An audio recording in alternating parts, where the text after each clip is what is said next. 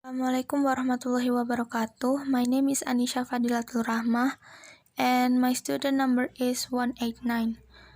I'm in the group 1 of English Intensive Class B.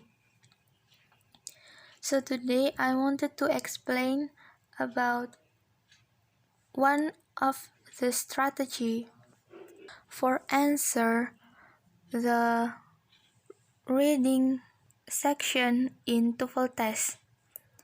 So the first strategy is stated detail question. Nah, ciri-cirinya itu yang pertama, ask about a piece of information from a whole passage.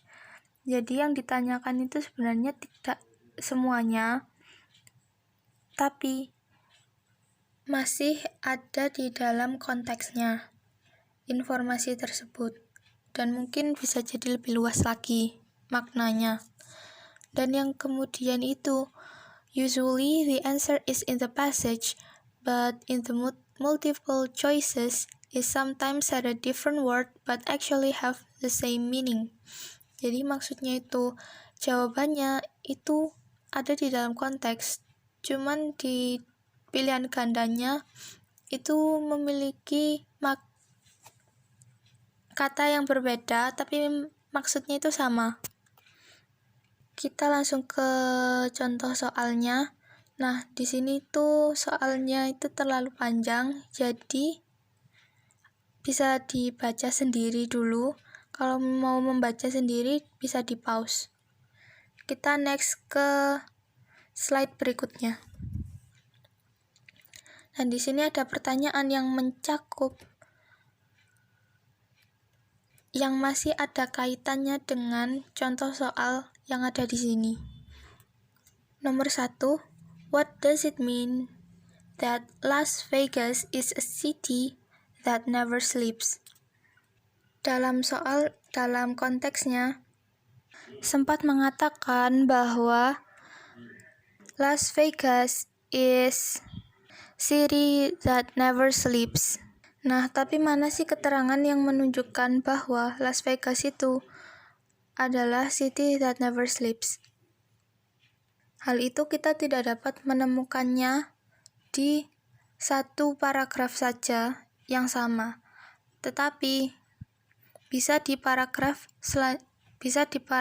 sebelum-sebelumnya. Nah, kita identifikasi dulu per paragraf. Apa sih main idea dari paragraf pertama, atau main idea dari paragraf kedua, main idea dari paragraf ketiga, dan seterusnya. Nah, dalam paragraf pertama itu hanya menjelaskan kalau John akan berjalan-jalan ke Las Vegas, Nevada.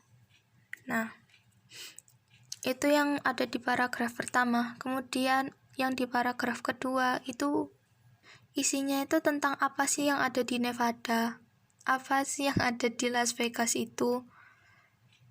Nah, yang di paragraf ketiga ini hanya menjelaskan tentang stays atau penginapan yang ada di Las Vegas. Kemudian saat kita melihat soalnya, membaca soalnya lagi, City That Never Sleeps, itu berada di paragraf kedua karena menjelaskan tentang downtown dari Las Vegas itu sendiri.